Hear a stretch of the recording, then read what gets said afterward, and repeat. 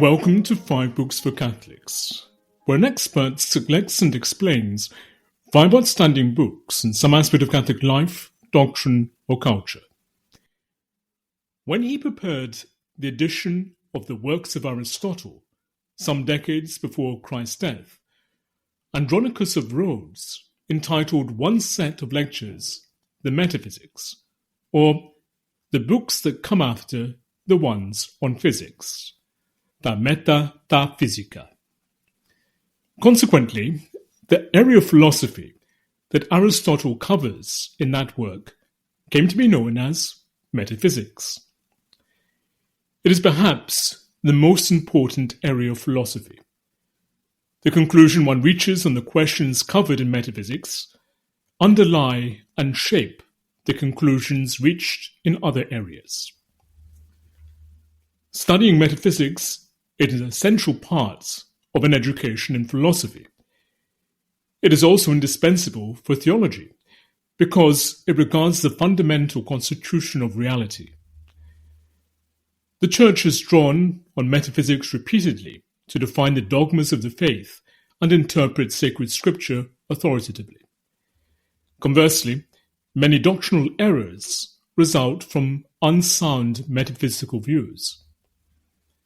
As in any area of philosophy, there are many conflicting positions.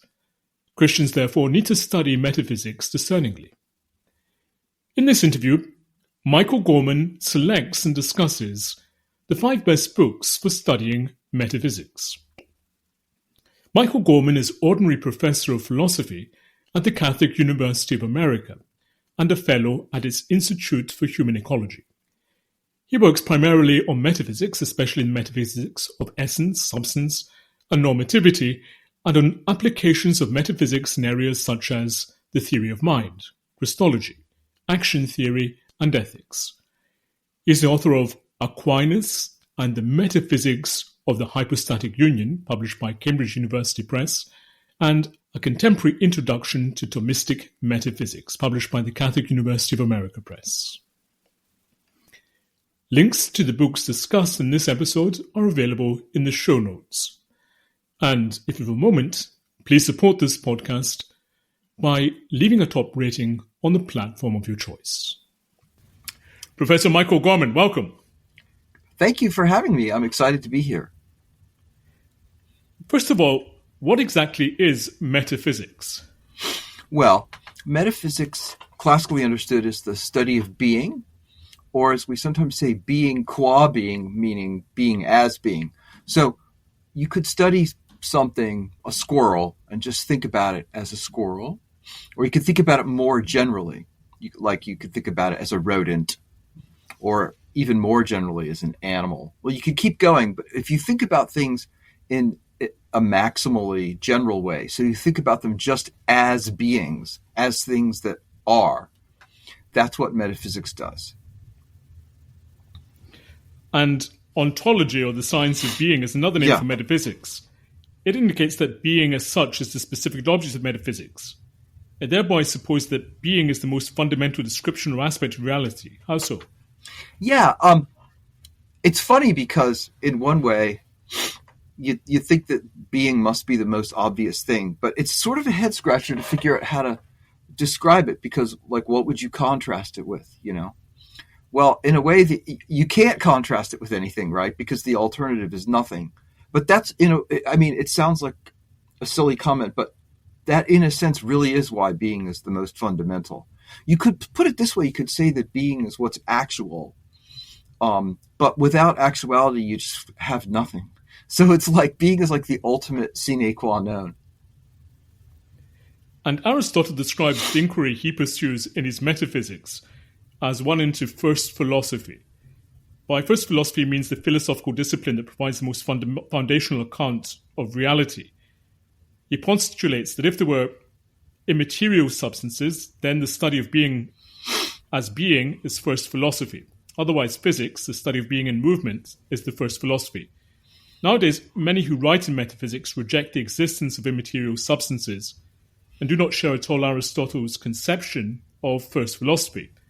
Others, such as Husserl, believe that phenomenology rather than metaphysics is first philosophy. How can we even speak of metaphysics as a discipline or area of study if there is no agreement whatsoever Right. on the nature of first philosophy? Yeah, there's so many things packed into there. I think in a way, the primary thing to say is something has to be first. Something has to be most basic. And that, in a sense, when you're studying that, you're doing metaphysics. Now, if you hold that the most basic things are like physical particles, like atoms or something like that, to me, that's a kind of impoverished metaphysics, but it would still be metaphysics if you really think that those are the most basic things. If you think that consciousness is the most basic thing, as some people interpret Husserl as saying, then that would turn out to be what metaphysics dug up. So I think, in a sense, even though people sometimes try to say that they don't believe in metaphysics, they're just doing it themselves. You can't avoid it because it's the study of what's most basic, and something just has to be most basic. What are the main subjects that metaphysics covers? Yeah. Well, so there are a lot of different things that come up in the course of metaphysics. So one of them is the difference between substances and accidents. So a substance is like an independent, unified thing, but they have features that come and go. So right now I'm sitting, but I might be standing. I'm a substance, but my posture of sitting versus my posture of standing, those are accidents. So that's one of the things. But metaphysics also is interested in the differences between individuals and generality. So I'm an individual human, you're an individual human, but there's something common there, being human. So that brings up what we often call the problem of universals. Metaphysics gets into the distinction between what's actual and what's possible and what's necessary. Some things have to be the way they are. Other things, they just happen to be the way they are. Metaphysics worries about causation. And a lot of these topics lead towards the idea that there must be some being, if that turns out to be the right word, something that is maximally basic and the source of everything else. And that is God.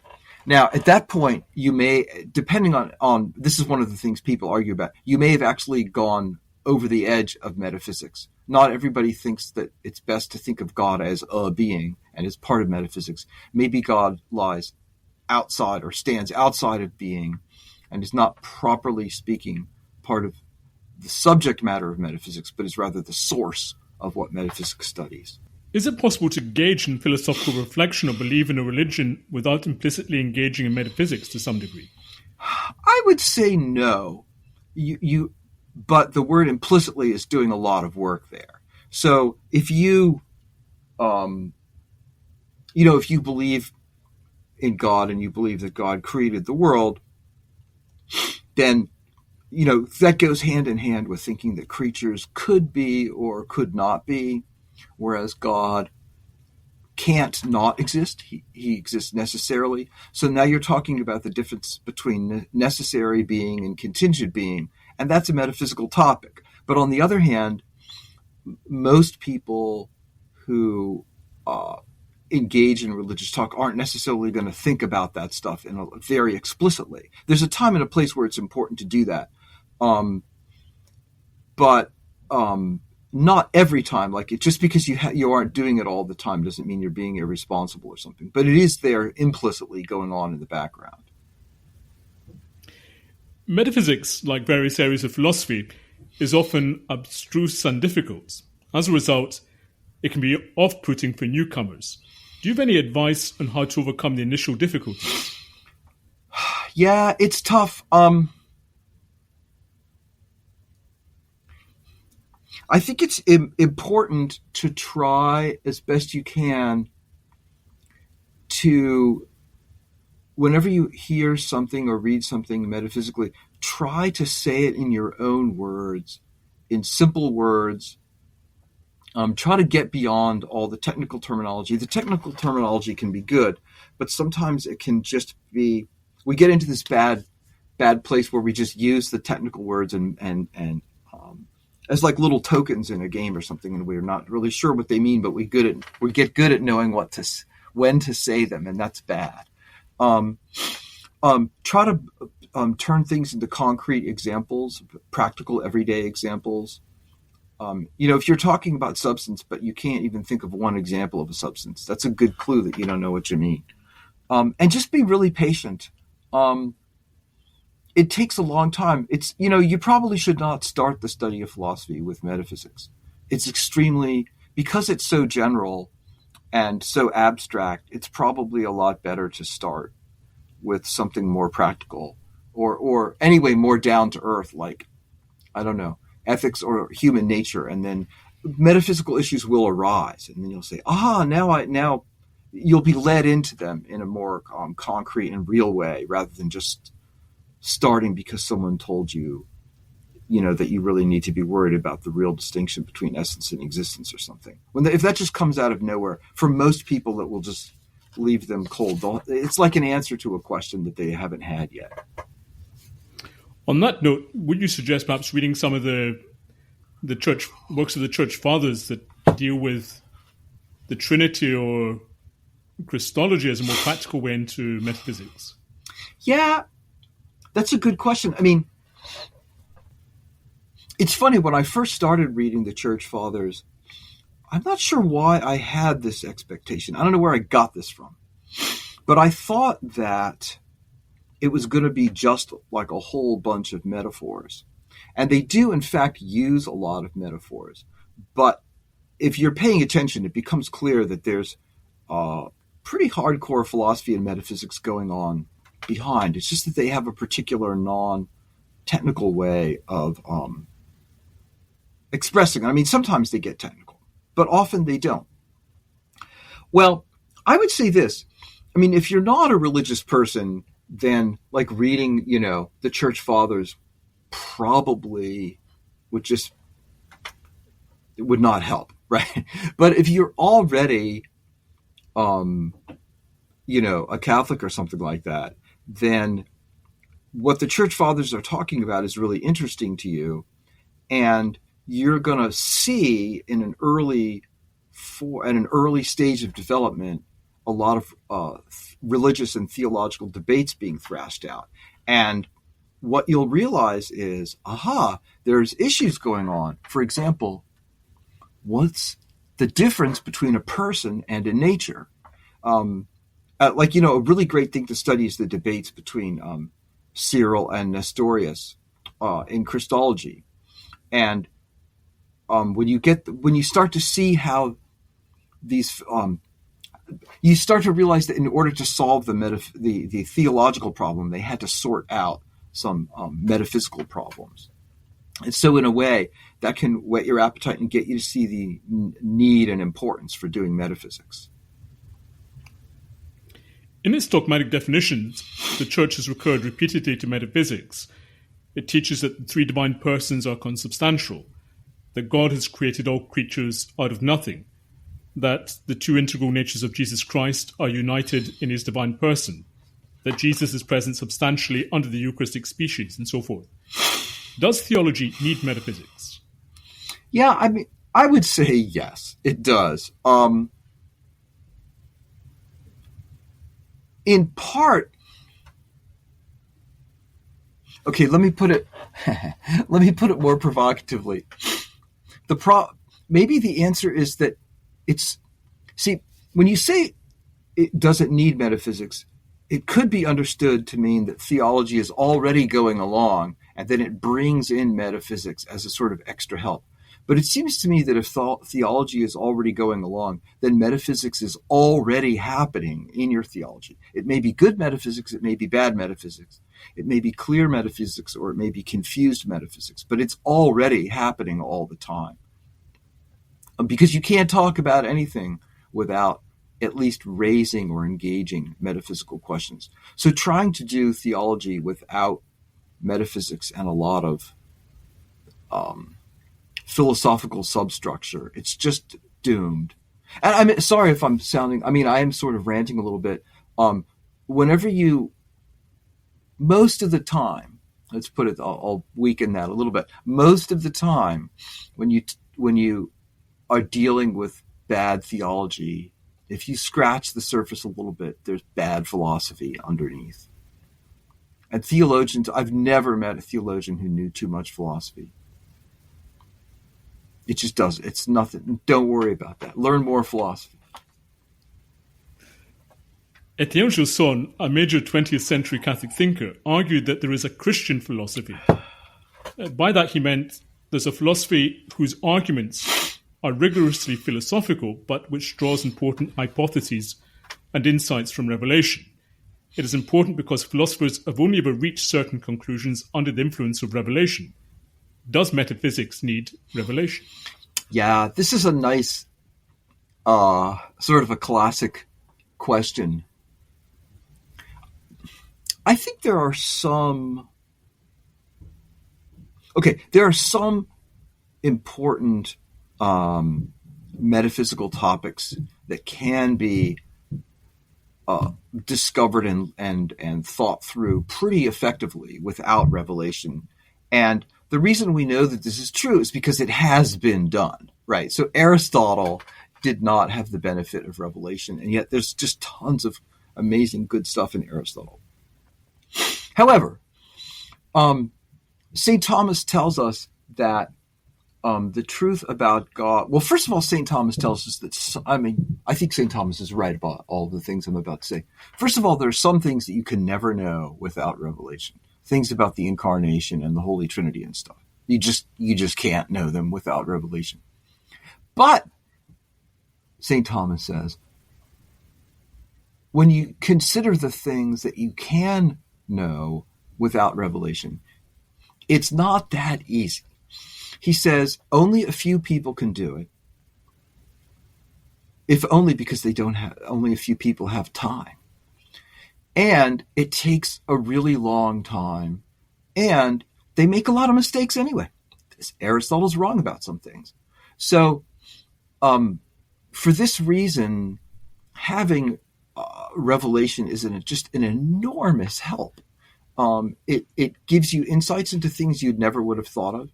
And it also puts up certain kinds of guardrails. I mean, you should, when you're doing philosophy, you have to explore all kinds of stuff. And a lot of the stuff you explore is pretty wacky. And some of it's not just weird wacky. It's like false wacky. But you should explore it. But it's good to know that it is, in the end, going to turn out to be false. Because then, you're not going to be fooled. So it sets up guardrails that helps protect against error. And that's good. As in any area of philosophy, there are rival accounts of metaphysics. The readings you have selected initiate the reader into the metaphysics of St. Thomas Aquinas, which builds upon that of Aristotle. Do you advocate Thomistic metaphysics simply because it's the correct account, or also because the Church recommends the philosophy and theology of St. Thomas? Well, I think the Church's recommendation of St. Thomas is a good thing and should be important to us. It's interesting, though, the way in which the Church recommends St. Thomas to us has not always been quite the same. It's possible to overdo it and to make it sound like if you're not a Thomist, you aren't really a Catholic. And that just can't possibly be true. So it's useful to think about why St. Thomas is so important. It's not because he's always right. He and Blessed John Duns Scotus disagreed about the Immaculate Conception, and Scotus was right about that one. So a lot of things that, and another thing to remember is that a lot of the things that Aquinas holds are also held by, basically all the other great Christian thinkers too. When you're reading St. Thomas on Christology, I mentioned Cyril of Alexandria before. Aquinas is basically a Cyrillian in his Christology. There's tons of Augustine in St. Thomas. And, Aquinas and Scotus, let's say, or whatever, they probably agree on 90% of things or more. So it's not like St. Thomas instead of everybody else. But he is special and important. I think that, and some of them are just sort of quirky historical things, or you don't have to call it quirky historical things. You could call it what happened in God's providence. But anyway, I mean things like this. When St. Thomas lived and worked, the writings of Aristotle had been getting processed by Christian philosophers and theologians in a fuller way than they had previously. A lot more of these writings were accessible, and they'd been thought through in the universities for a few decades. So by the time Aquinas sort of arrived on the scene and was a young student, a lot of the preparatory work had been done, and he could get right down to it. And let's say even just 30 years after his the main time at which he worked, the debates and discussions in philosophy and theology had become immensely more complicated. So topics that St. Thomas would deal with in 200 words, 20 years later, people were discussing them over the course of 20 pages. And if you have to talk about everything for 20 pages at a time, you're not going to be able to cover as much ground. So I think this helps to explain something special about Aquinas' literary output. He gives us a number of different summaries of theology and then more detailed investigations into specific topics. It's just amazing how much ground he was able to cover in a kind of compact way. Sometimes we wish he had gone into more details, but he was able to just have this big overview of so many different things. And that makes him very useful as a resource to study. It makes him easier to learn from. And that has something to do with his location in the history of Christian thought. It was a kind of magical time, and he was there. He was the right person in the right place. He was, yeah. I mean, if I had been there, it wouldn't have been as good because I'm not as smart as St. Thomas, right? But if he had arrived, in 1370 or 1200, it wouldn't have been quite the same. You've described, there are many introductory textbooks on metaphysics. Yours differs from most in that it's Thomistic. It differs from most introductions to the Thomistic metaphysics in that it engages with contemporary analytical philosophy. Yeah. What is analytical philosophy, and why must metaphysical inquiry today engage with it? Yeah.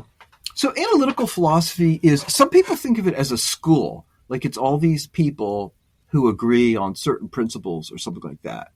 And that's not the case. It's not even a method. It's really nothing more than a historical tradition of philosophical inquiry and discussion. So it starts in maybe the very late 19th century, or the early 20th century, and it has some sort of key founding figures, and then the people who read their work and studied with them, and the people who read and studied those people, then you get on a sort of historical chain.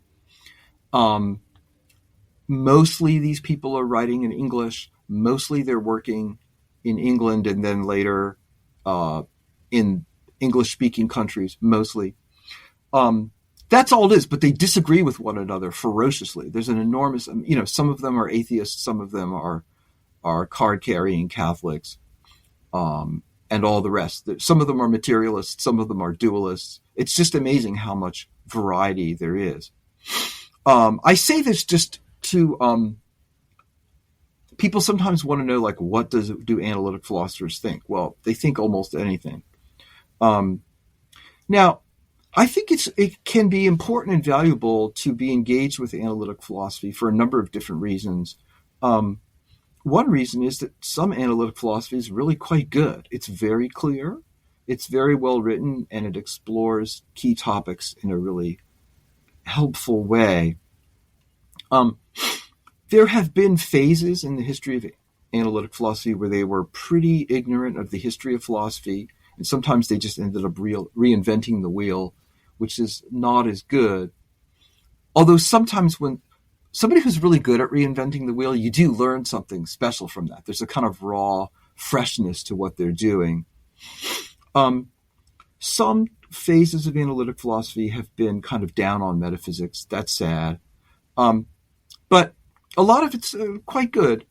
So you can learn from it if it works for you. Like some people, they just don't get anything out of it. Okay, fine. But another reason to be engaged with it is just because it's really has been the dominant mode of philosophizing, at least in the English-speaking world, for, 120 years now.